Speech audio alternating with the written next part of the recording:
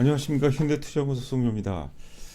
자, 이번 시간은 올해 정세가 이제 그 고금리로 인한 이제 피해주 중에 하나가 이제 바이오 섹터라고 볼 수 있는데, 내년도 같은 경우는 이제 그 금리 인하 기대감이 이제 많이 반영이 되겠죠. 자, 그래서 이제 내년도에는 이제 바이오 섹터가 시장의 어떤 그 새로운 주도주로 자리매김할 가능성이 높다고 보겠고, 바이오 주도주 조건이라는 주제로 한번 진행해 보도록 하겠고요. 대표적으로 이제 그 셀트리온과 이제 SK 바이오팜 두 종목을 사례로 말씀을 드릴 텐데, 그 셀트리온 같은 경우는 이제 기존 바이오 주도주 논리라고 이제 주도주 맥락이라고 봐야 될 것 같고, SK 바이오팜 같은 경우는 이제 그 신예가 되겠죠. 그동안에 사실 그 실질적으로 3년 연속 이제 적자를 보이다가 내년도서부터 이제 본격적으로 이제 흑자 전환 가능성, 우리가 이제 흔히 이제 실적 턴어라운드라고 하는데, SK 바이오팜 두 종목을 사례로 진행을 해보도록 하겠습니다. 자, 먼저 이제 본 방송에 앞서서 이제 간략하게 이제 안내 말씀드리도록 하겠는데요. 저희가 이제 내년도 장세, 2020년도 장세 대전막 특집 교재를 이제 제작하고 또 우편 판매를 결정을 했습니다. 지금 구입비는 이제 33만 원이 되겠는데요. 거기다 이제 플러스해서 이제 내년도 1월 말까지 또 저희 그 VIP 문자를 이제 발송해 드리기 때문에, 어찌 보면은 사실 그 일종의 이제 체험 VIP 정도로 해석하시면 될 것 같아요. 중대형 핵심주 종목이 제일 중요하죠. 중대형 핵심주 7종목, 그리고 이제 중소형 급등주 또 10종목, 총 이제 17종목이 되겠는데, 이제 입금이 확인하시게 되면 이제 17종목에 대해서 상승 논리, 목표 가격에 대해서 이제 그 저희가 요약 문자로 발송해서 또 보내드릴 겁니다. 그리고 아울러서 이제 우편으로 이제 빠른 우편으로 발송해 드리거든요. 뭐 자세한 내용은 방송 이제 끝 무렵에서 또 설명을 드리도록 하겠습니다. 자, 첫 번째 이제 바이오 상승 논리는 역시 금리가 되겠죠. 여하튼간에 이제 그 내년도 장세 같은 경우는 물론 이제 그 연준에서 반드시 금리를 인하한다는 보장은 없는데, 지금 시장 정서, 지금 이제 펀더멘탈을 감안하면 이제 금리 인하 가능성이 높을 텐데, 금리가 만약에 인하가 된다라면 가장 이제 그 수혜주 맥락으로 우리가 이제 바이오를 많이 뽑죠. 바이오 섹터 같은 경우는 고금리로 해서 많이 또 사실 그 피해를 많이 받았어요. 그렇기 때문에 고점 대비해서 이제 그 낙폭과대가 많이 전개가 되는데, 만약에 이제 내년에 언제가 될지 모를 것 같아요. 뭐 대략적으로 지금 전문가들 보고서를 보게 되면 이제 하반기서부터 이제 본격적으로 금리 인하 가능성이 높지 않을까 이렇게 보고 있는데, 만약에 이제 금리 인하 가능성이 높다고 본다면 바이오 섹터 쪽으로 이제 그 시장 분위기가 많이 회복될 가능성이 높지 않을까 보여지겠습니다. 가장 지금 이제 보시는 화면이 이제 가장 커다란 이제 뭐 우리가 기준이 되겠죠. 지표라고 이제 봐야 될 것 같아요. 인덱스라고 봐야 되는데, 미국 이제 10년 만기 이제 국채가 되겠는데요. 제가 이제 예전 방송에도 말씀드렸지만, 만약에 이제 그 10년 만기 국채가 4.5%를 깨고 내려온다라면 이제 그 시장은 이제는 금리 인하 쪽으로 급격하게 이제 급격하게 이제 변화될 것이라고 이제 말씀드렸는데요. 지금 이제 보시는 화면이 1년 차트가 되겠습니다. 1년 차트 보게 되면 1차 지지선도 깨졌고 2차 지지선도 깨졌어요. 그리고 재밌는 건 뭐냐면 10월 달 중에 이제 그 장중 최고점이 사실 장중 고점으로 이제 5%를 이제 돌파를 했죠. 근데 그때가 뭐냐면 이스라엘이 하마스를 공격한다, 이 최악의 상상력들이 시장에 반영이 된다고 하면서 국채 금리가 이제 그 급락이죠. 사실 미국 국채 금리가 이제 수익률이 급등했다는 것은 이제 급락했다는 건데, 5%대를 찍으면서 거의 뭐 하여튼 그 고점에 대한 상당한 어떤 그 신뢰도를 제시하는 것이 아닌가 뭐 이렇게 보여지고 있고요. 자, 두 번째 이제 바이오 섹터 상승 논리는 역시 그 낙폭과대입니다. 저는 이제 개인적으로 가장 커다란 재료 하나 꼽으라면 낙폭과대예요. 그 제가 이제 어제 카카오 방송에서 그런 말씀드렸어요. 그 조셉 그랜빌 이론을 제가 이제 인용을 해서, 악재와 불신에 의해서 매집이 되고 호재와 확신에 의해서 이제 분산이 된다, 이런 얘기가 있거든요. 그 세력들은 절대로 고가에서 매집을 안 합니다. 많이 빠질 때, 대중들이 두려워할 때, 대중들이 가장 팔고 싶어 할 때 매집을 하거든요. 그때가 이제 낙폭가 되죠. 우리가 이제 흔히 증시 격언을 보게 되면 산이 높으면 골이 깊고 골이 깊으면 산이 높다는 표현을 쓰는데, 여타 섹터 중에서 바이오 섹터가 지금 이제 골이 가장 그 깊지 않을까. 그렇다면 나중에 어떤 그 반전의 기회가 있다면 바이오 섹터 중에서 이제 그 상당부 급등주 가능성이 높지 않을까. 자, 이렇게 보여주겠습니다. 그 대표적인 게 사실 그 SK 바이오팜이에요. SK 바이오팜 같은 경우는 2020년도 7월 달에 상장이 됐죠. 당시 최고점이 26만 9천 원, 거의 27만 원에서 3만 원대까지 주가가 폭락을 했어요. 3만 원대. 죄송합니다. 5만 원대까지 주가가 폭락했죠. 5만 원대까지 주가가 폭락했다가 지금은 이제 9만 원 정도로 이제 왔다 갔다 하는 그런 모습이죠. 지금 이제 여러분들 보시는 화면이 장기 월봉 차트가 되는데 월봉상 보면 이제 우리가 흔히 차트 완성도가 높죠. 우리가 이제 그 차트를 분석하는 목적은 뭐냐면 수급의 흐름, 그 주가가 이제 차트가 추세 하락이라는 것은 수급이 이제 매수보다는 매도가 우위라는 것이죠. 수급의 흐름과 크기와 전환점을 분석한다고 그런 거죠. 그런데 이제 그 수급의 흐름이 그동안에 이제 그 하락 추세에서 하락 매수 매도 이제 균형점에서 매수로 전환되는 그런 상황이고 거기에 이제 어떤 모멘텀 금리 인하 기대감이 작용을 한다라면 이제 상담은 수급의 흐름이 매도 우위에서 매수 우위로 전환이 되고 거기에 이제 그 고금리 환경이라면 그럴 가능성이 상당히 높다 이렇게 보시면 될 것 같아요. SK파이프하면 이제 바이오가 굉장히 어려워요 사실. 저도 뭐 저희 같은 경우도 사실 접근하기가 쉽지 않고 실제 저희 그 지인들 뭐 회원분들도 그렇고 지인 중에서 의사분들도 바이오는 모르는 경우가 굉장히 많습니다. SK바이오팜 같은 경우 우리가 뇌전증이라죠. 예전에 이제 간염이라고 얘기를 많이 하는데 그 엑스코프리라는 제품이 있어요. 그게 사실 그 핵심이에요. 근데 그 엑스코프리가 이제 미국 시장에 진출했는데 거기서 계속해서 이제 그 처방 비율이 높아지는 거죠. 그래서 앞으로 지금 현재 이제 글로벌 시장 점유율이 2위가 되겠는데 2위에서 1위 가능성이 처방 빈도가 굉장히 높다는 거죠. 1위 가능성이 높다. 자, 이렇게 보시면 될 것 같아요. 좌하단에 보시게 되면 이제 뇌전증 시장에서 엑스코프리 시장 점유율 1위 확보 기대가 된다. 글로벌 뇌전증 치료제 시장이 이제 2021년 기준으로 106억 달러 정도 수준이라고 하고요. 그 중에서 이제 SK바이오팜 엑스코프리가 2위 정도가 되겠는데 SK바이오팜의 이제 엑스코프리가 지금 이제 처방 속도가 굉장히 가파르게 상세를 유지를 한다고 그런 거죠. 엑스코프리를 이제 처방받은 환자의 평가가 상당히 좋다는 거죠. 그래서 기존에 이제 2위에서 1위 가능성이 높다.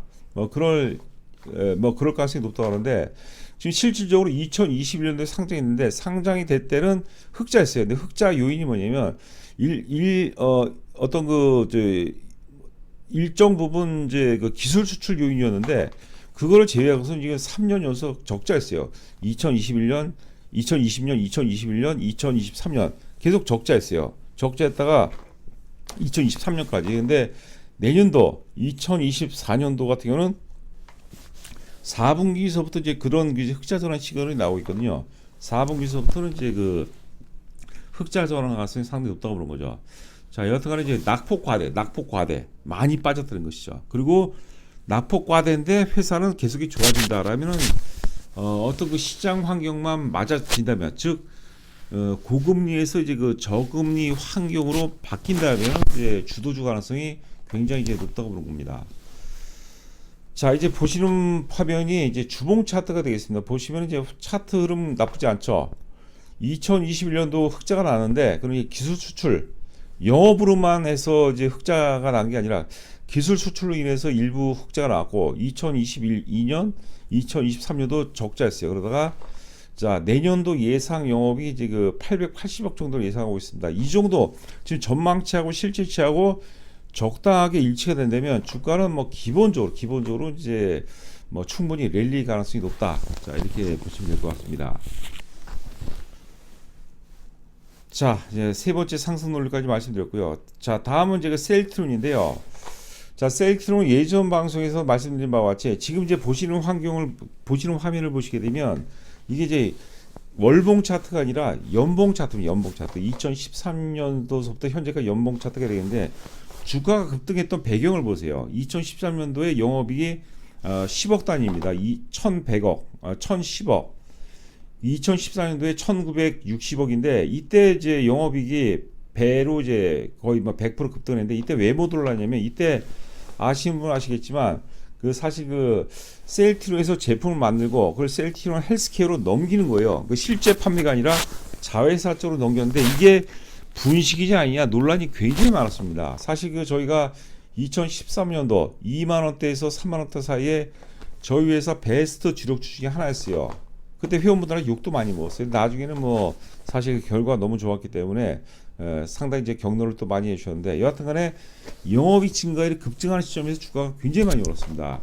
하여튼 2천억 부근에서 2020년도 최고의 영업이익이 7,100억이었어요. 그런데 여러분들 그 셀트리온을 보유하고 계신 분들 잘 들어보시기 바래요. 물론 제 얘기가 뭐 정답은 아니죠. 하지만 주가는 뭐냐면요.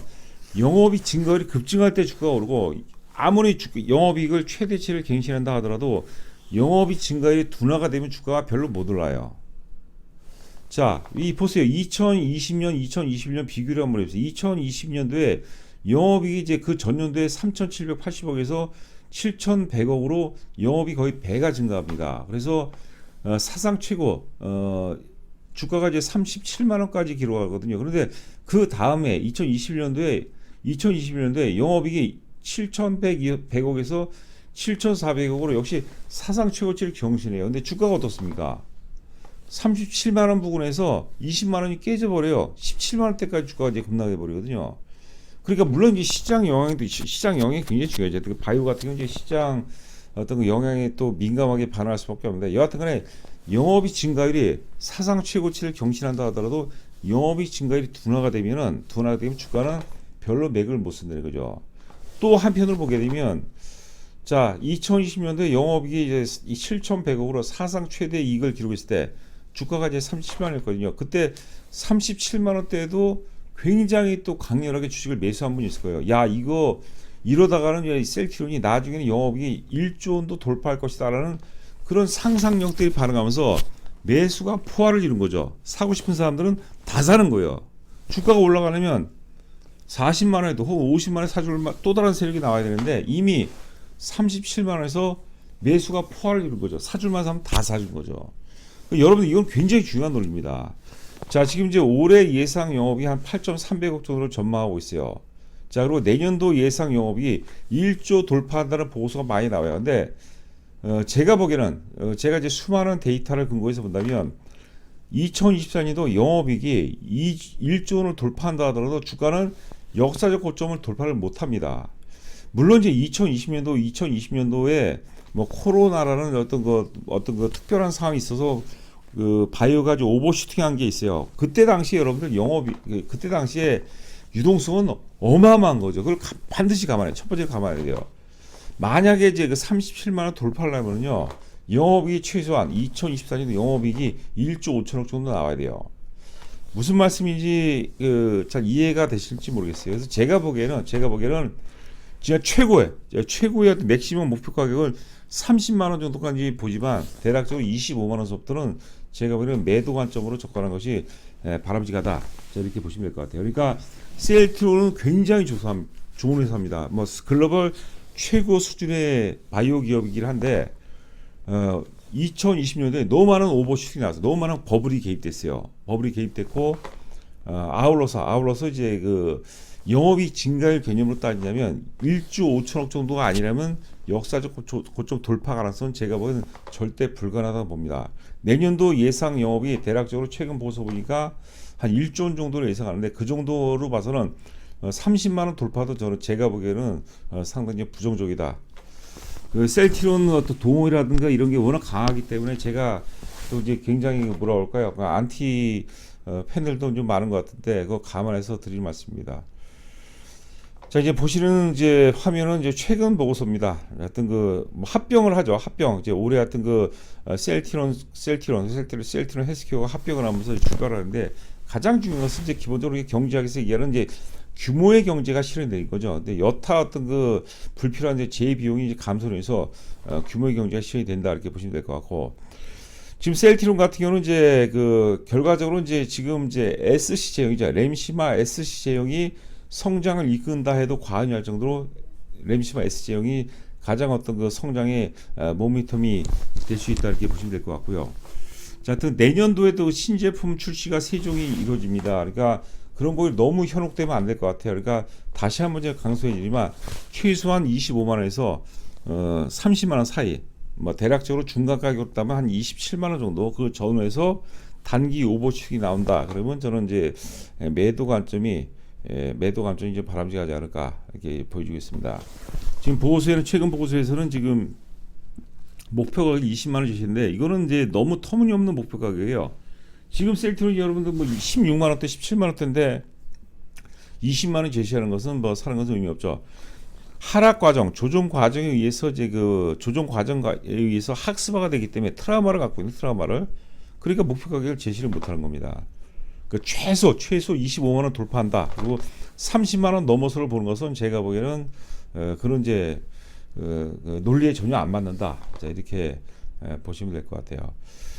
지금 이제 보시는 이제 그 밑줄치 부분이죠. 밑줄치 부분 영업이익 보시면 2021년도에 영업이익이 7,400억, 2022년도에 6,400억, 그다음에 2024 올해 예상 영업이 이제 그 6천 한 700억 정도, 그리고 내년도에 1조 원을 돌파할 거라는데 1조 원 돌파는 이제 진짜 명실상부 이제 글로벌 빅파마로 도약을 의미하는 건데 2021년도 7,400억 대비해서 영업이익 증가를 보게 되면 역사의 고점 돌파하는 것은 제가 보기에는 거의 불가능하다고 봐요. 그리고 그때 분위기 2020년도 어마어마한 상상을 초월한 유동성을 감안하면 제가 보기에는 30만 원 목표가를 본다는 것은 지금 이제 셀트리온 그 동호회라든가 이게 분위기를 보면은 뭐 30만 원 돌파하고 역사 고점 돌파한다. 이거는 제가 보기에는 말도 안 됩니다. 막 나름대로도 용기를 내서 드리는 말씀인데 그래도 개인적인 논리니까 그거 참고하시기 바라고요.